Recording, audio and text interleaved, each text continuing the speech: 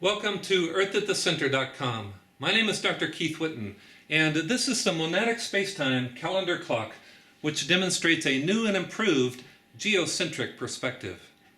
Now, in today's modern society, it's almost impossible to understand the mindset that existed before Copernicus. This is how people used to imagine the universe. Earth at the center of the celestial sphere, and this whole thing was considered to be alive, a living organism on a cosmic scale. And the circulating rhythms of the sun, moon, and planets orbiting around the celestial sphere relative to the central Earth globe were clearly the source of the agricultural rhythms of plant life and the biorhythms of the various organisms making up the biosphere. This is a living organism, but in order to fully appreciate its aliveness, it helps to be able to imagine it in motion. So take a look at this. Here you are looking at a computer animation showing the accelerated activity of a calendar clock, 1 month every 3 seconds.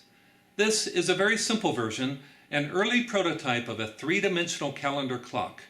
It doesn't account for elliptical orbits, and it doesn't show the Earth-centered activity of the planets.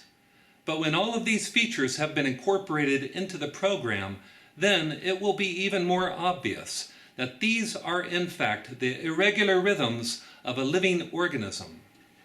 This is a living whole, and when we abandon the concept of Earth at the center of the celestial sphere, we abandoned our primary organizational model of wholeness. Now, that's like throwing out one of the most important tools from your toolbox. This is a conceptual and perceptual tool. Now, you have to understand that conception and perception are intimately related processes. If you can't conceive of something, you won't be able to fully perceive it. Now, abandoning this primary organizational model of wholeness has impaired our perceptive abilities. It's like wearing perceptual blinders. As a result, we have actually developed a perceptual disorder, like color blindness, but instead of not being able to see certain colors, we are no longer able to fully perceive living wholes in general.